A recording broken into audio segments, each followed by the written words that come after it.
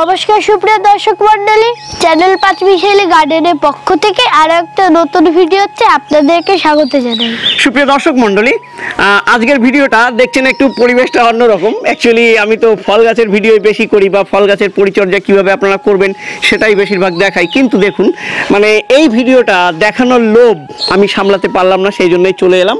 আসলে এটা একটা অর্কিড, তো এই অর্কিডটা কিভাবে এত সুন্দর ফুটলো, কিভাবে আমি পরিচর্যা করেছি, এটা কোন প্রজাতি, যাবতীয় বিস্তারিত আপনারা এই ভিডিওতে পাবেন। তো সেই জন্য বলছি, যারা অর্কিড ভালোবাসেন তারা তো দেখবেনই, কিন্তু যারা অর্কিড ভালোবাসেন না তারাও আপনারা একটুখানি দেখুন।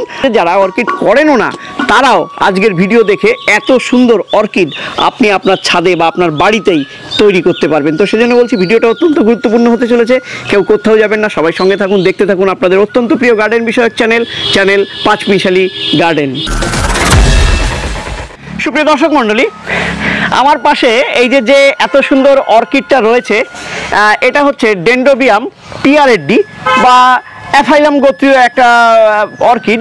আর ডেন্ড্রোবিয়ামের একটা প্রজাতি, কিন্তু এই প্রজাতিটার একটা বিশেষত্ব হচ্ছে সমস্ত অর্কিডে আপনারা দেখেছেন যে স্টিক বেরিয়ে সেখানে ফুল হয়, কিন্তু এই গোত্রীয় যে সমস্ত অর্কিডগুলো আছে সেগুলো কিন্তু স্টিক বের হয় না।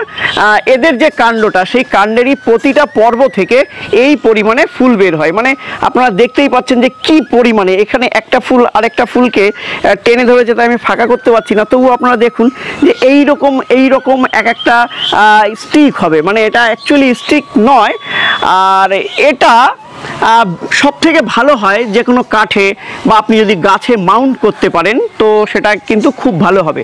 তবে কিভাবে কাঠে বা গাছে সঠিক পদ্ধতিতে আপনারা মাউন্ট করবেন এর ভিডিও যদি আপনারা দেখতে চান তাহলে একটুখানি জানাবেন, আমি এর পরের দিনই এর ভিডিওটা দিয়ে দেবো। কেননা এই গাছটা যখন ঠিক 2 বছর আগে আমি মাউন্ট করেছিলাম তখন ভিডিও শ্যুটটা করে রেখেছিলাম, কিন্তু কোনোদিনও ছাড়া হয়নি, তার কারণ অনেকেই তো অর্কিড করেন না, সেই জন্যই অন্যান্য ভিডিও ছাড়তে গিয়ে সেই ভিডিওটা চাপা পড়ে গেছে। এবং এই গাছটাই আমি মাউন্ট করেছিলাম। গত বছর আমি বেশ কিছু ফুল পেয়েছি, আর এবছর তো আপনারা দেখতেই পাচ্ছেন যে এটা কি, মানে আরও 1 সপ্তাহ আগে ফুটেছে। আর এই যে এত সুন্দর, আর এই গোত্রীয় অর্কিডটায় কিন্তু সামান্য একটু সেন্ট আছে, মানে বেশ সন্ধ্যাবেলায় সুমিষ্ট একটা হালকা গন্ধ কিন্তু এর থেকে বের হয়। তবে সবথেকে মজার বিষয় কি জানেন তো, অন্যান্য অর্কিডে যতটা পরিচর্যা করতে হয় বা যতটা নিয়ম মেনে চলতে হয়, এই অর্কিডটা মানে অ্যাফাইলাম গোত্রীয় এদের কিন্তু ততটা পরিচর্যা নেই বললেই চলে। শুধুমাত্র আপনি যদি একটুখানি মাঝে মাঝে জল স্প্রে করে ভিজিয়ে দেন এর শিকড়টা যেখানে রয়েছে তাহলেই যথেষ্ট। তবে সঠিক নিয়ম মেনে সপ্তাহে একবার এনপিকে, সেটা ব্যালেন্স এনপিকে, তারপরে যে ফুল আসার সময় আপনার 05234 এই সমস্ত যে সারগুলো আছে সেগুলো তো আপনারা দিতেই পারেন। কিন্তু আমি দেখুন অত পরিচর্যা করে উঠতে পারিনি, আমি হয়তো মাসে একবার কোনো ব্যালেন্স এনপিকে দিতে পেরেছি, কোনো মাসে তাও পারিনি। তবে জলটা মাঝে মধ্যে দিয়েছি বা জলটা ঠিকঠাক মতোই দিয়েছি, তার দরুন কিন্তু এত সুন্দর ফুল আমি পেয়েছি। এবং এটা যবে আমি লাগিয়েছি সে বছরই আমি কিছু ফুল পেয়ে গেছি, এবং তারপরে তো এই 2 বছর ধরে একদম ভরপুর। গতবারও প্রচুর ফুল ফুটেছে, এবারও প্রচুর ফুল ফুটেছে। আর আরেকটা বিষয়, অর্কিড লাগানোর পরে কিছুটা ওয়েট করতে হয়, মানে অনেকটা সময় ওয়েট করতে হয়, অন্তত 1 বছর 2 বছর সিডলিং লাগানোর পরে। কিন্তু এই ভ্যারাইটিটার ক্ষেত্রে এরকম কোনো ওয়েটিংয়ের ব্যাপার নেই, কারণ একে যখন লাগাবেন এ ঠিক সিজনে ফুল দিয়ে দেবে। আর অন্যান্য অর্কিড যেরকম সারা বছর টুকটাক করে ফুটতে থাকে, এ কিন্তু সারা বছর ফুটবে না, এর বছরে একটা নির্দিষ্ট সময় এ কিন্তু ফুলটা দেবে। সেই নির্দিষ্ট সময় কোনটা? যখন শীতকাল আসে তখন এই অর্কিডটা সম্পূর্ণরূপে থমকে যায়, একদম ঝিমিয়ে পড়বে। তারপরে শীত যত বিদায় নিতে থাকবে এ সমস্ত পাতাগুলো ঝরিয়ে দেবে। শীত শেষ, এর পাতাগুলো ঝরানোর পরে সমস্ত পর্ব থেকে যেখানে পাতা ছিল ঠিক তার উল্টো দিক থেকে এরকম দুটো করে সমস্ত এরকম ফুল বের করবে, একটা এরকম করে ও কিন্তু কুড়ি নিয়ে চলে আসবে। এবং তারপরে কিছু দিনের মধ্যেই গরম পড়তে শুরু করলেই সেই ফুলগুলো কিন্তু এত সুন্দর প্রস্ফুটিত হবে। তো এটা দেখে যেমন ভালো লাগবে, অনেকে মানে আমার বাড়ি এসে বলে যে সম্রাট ওটা কি প্লাস্টিকের ফুল নাকি, মানে কেউ বিশ্বাসই করতে পারে না যে অর্কিডে এত সুন্দর ফুল ফুটতে পারে। ম্যাক্সিমামই সবাই ভাবে যে প্লাস্টিকের ঝুলিয়ে রেখেছি, কিন্তু যখন তারা কাছে এসে দেখে তখন তারা দেখে চমকে যায়, তখন তারা দেখে অবাক হয়। শুধু এই অবাক হওয়ার পালাটা প্রায় ধরুন 1 সপ্তাহ ধরে চলছে। তবে অন্যান্য অর্কিড যতদিন থাকে, অন্তত 1.5 মাস 2 মাস কোনো কোনো অর্কিড থাকে। আমার বাগানেই আছে সমস্ত অর্কিড, এই পাশে যতগুলো আছে সেগুলো অন্তত পক্ষে 1-1.5 মাস চোখ বুজে থাকে। এই অর্কিডটা কিন্তু অতটা ঠিক থাকে না, মানে আবেগে হয়তো বলে ফেলতে পারি, কিন্তু অতদিন কিন্তু থাকে না। সব থেকে ভালো এর ফ্লাওয়ারিং পিরিয়ড হচ্ছে 20 থেকে 25 দিন। এই টাইমটা এ ভীষণ ভালো ফুল গাছে রাখে, তারপরে আস্তে আস্তে আস্তে আস্তে শুকিয়ে পড়ে। অন্যান্য অর্কিডের থেকে এই অর্কিডের আরেকটা সুবিধা হচ্ছে এর বংশবিস্তার। এর বংশবিস্তার অত্যন্ত দ্রুত গতিতে হয় এবং অত্যন্ত ব্যাপক হারে হয়।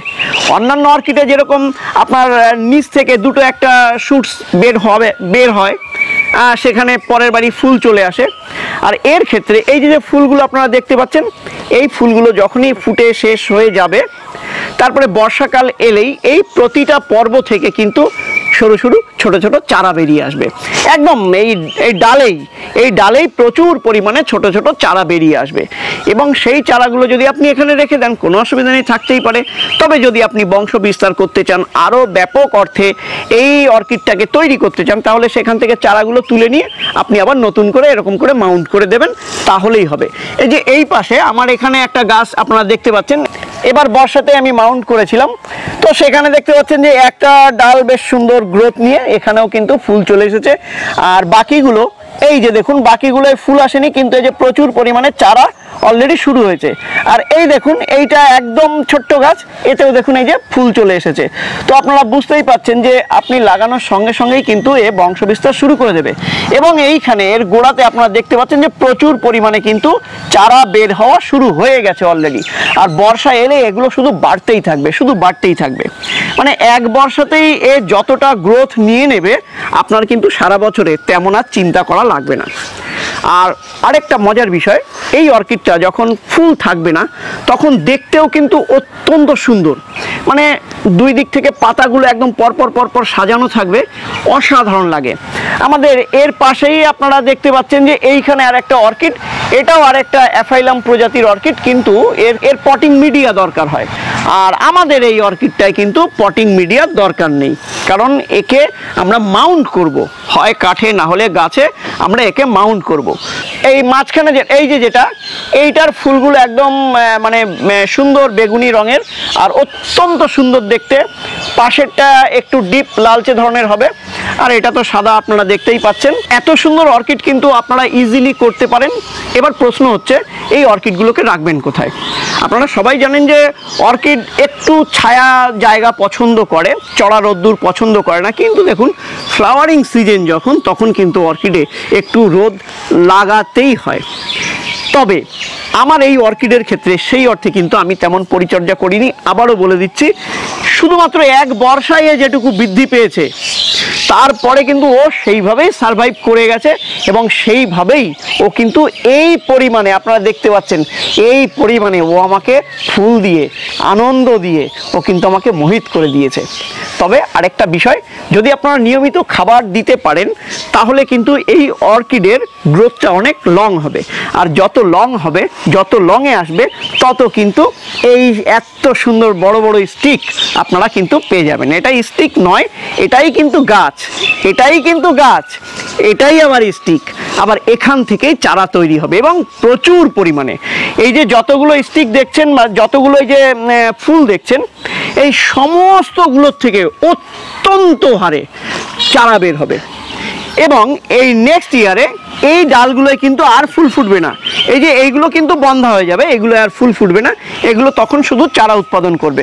কারণ এইবার বর্ষায় যে পর্ব থেকে চারা বেরিয়ে আসবে, এরপরে আবারও তার উল্টো দিকে যে পর্বগুলোর থেকে চারা বের হয়নি, সেইগুলোর থেকে আবার চারা বের হবে। সব থেকে বড় ব্যাপার যে এরকম একটা অর্কিড যদি আপনার বাগানে থাকে, বা আপনার ঘরে থাকে, বা আপনার ব্যালকনিতে থাকে, যে কোনো কেউ কিন্তু এর দিক থেকে চোখ ফেরাতে পারবে না। এত সুন্দর অর্কিড আমি বলবো যে আপনারা কিন্তু এই সিজনেই নার্সারি থেকে এই অর্কিড একটা নিয়ে আসুন। এরকম ফুল এখন সব জায়গাতে এরকম ফুল শুদ্ধ পেয়ে যাবেন এবং দাম কিন্তু অনেকটাই কম। আর 5টা অর্কিডের থেকে ডেন্ড্রোবিয়ামের দাম এমনি কম হয়, এর দামও কম, 150-200 টাকার মধ্যেই আপনারা এর চারা পেয়ে যাবেন। আর যখন এর পটিংয়ের ভিডিওটা দেব, মানে মাউন্টিংয়ের ভিডিওটা দেব, তখন আপনারা বুঝতে পারবেন যে ঠিক আমি কতগুলো চারা লাগিয়েছিলাম বা কয়টা লতা বা স্টিক আমি লাগিয়েছিলাম। আর সবথেকে ভালো হবে যেটা বললাম যে সপ্তাহে অন্ততপক্ষে 1 সপ্তাহ বা 15-20 দিন অন্তত একবার যদি আপনারা যে কোনো ব্যালেন্স এনপিকে দিতে পারেন, অবশ্যই স্প্রে করে, আর জলটা প্রতিদিন দেবেন। আর এই গাছটায় সেই অর্থে আমি এখনও পর্যন্ত কোনো ফাঙ্গাস অ্যাটাক বা আগা মরে যাওয়া, আগা পচে যাওয়া, এগুলো আমার নজরে এখনও পড়েনি। আমার ম্যাক্সিমাম অর্কিডেই কিন্তু সেই সমস্যাটা নেই। তবু আপনারা চাইলে 1-2 মাস অন্তর একবার ফাঙ্গিসাইড আপনারা স্প্রে করতেই পারেন। তবে যখন একদম কচি পাতা বের হয় তখন একটু মাকড়সার জাল বা একটু লেদা পোকার দেখা দিতে পারে। আমার এখানে হয়নি, সেটা আলাদা ব্যাপার, আপনাদের বাগানে দেখা দিতেই পারে। একবার যে কোনো নিম তেল স্প্রে করে দিতেই পারেন। তো সেই জন্য বলছি, অত্যন্ত সহজে, অত্যন্ত কম পরিচর্যায় আপনিও কিন্তু এত সুন্দর একটা অর্কিডের মালিক হয়ে যেতে পারেন। আপনার পাড়া প্রতিবেশী, বন্ধু বান্ধব, আত্মীয় স্বজন সবাই কিন্তু চমকে যাবে। তো সুপ্রিয় দর্শক মণ্ডলী, কেমন লাগলো আমার অর্কিডটা? আর হ্যাঁ, যদি আমার বাড়ির আশেপাশে আপনারা কেউ হন, অবশ্যই আমার কাছ থেকে আপনারা চারা গিফট পেতে পারেন, কারণ আমার তো প্রচুর চারা হবে। এইখানে চারা রয়েছে, ওইদিকে আরও প্রচুর মাউন্ট করেছি, এই যে এই ধরনের মাউন্ট করেছি প্রচুর। আমার কাছে অনেক চারা আছে আর একদম ইজি এই চারা, ঠিক আছে? তো সেই জন্য বলছি, চারা আমার কাছ থেকে 1-2 আপনারা পেতেও পারেন যদি আমার বাড়ির কাছাকাছি আপনাদের বাড়ি হয় তবেই। তো যাই হোক সুপ্রিয় দর্শক মণ্ডলী, আশা করি এত সুন্দর অর্কিডটা দেখে আপনাদের সত্যিই ভালো লেগেছে। আর যদি ভিডিওটা ভালো লাগে তাহলে অবশ্যই আপনি একটা অর্কিড সংগ্রহ করবেন। আমার ভিডিও আপনি লাইক করুন আর না করুন, একটা কিন্তু এই পিআরএডি বা অ্যাফাইলাম গোত্রীয় একটা ডেন্ড্রোবিয়াম কিন্তু আপনাকে সংগ্রহ করতেই হবে। তো সকলে ভালো থাকবেন। আজকের ভিডিও থেকে এখানেই বিদায় নিচ্ছি। দেখা হবে পরবর্তী আরেকটা ভিডিওতে আরেকটা নতুন টপিক নিয়ে আপনাদের সামনে হাজির হব। ততক্ষণ পর্যন্ত অবশ্যই সবাই ভালো থাকবেন, সুস্থ থাকবেন। টাটা।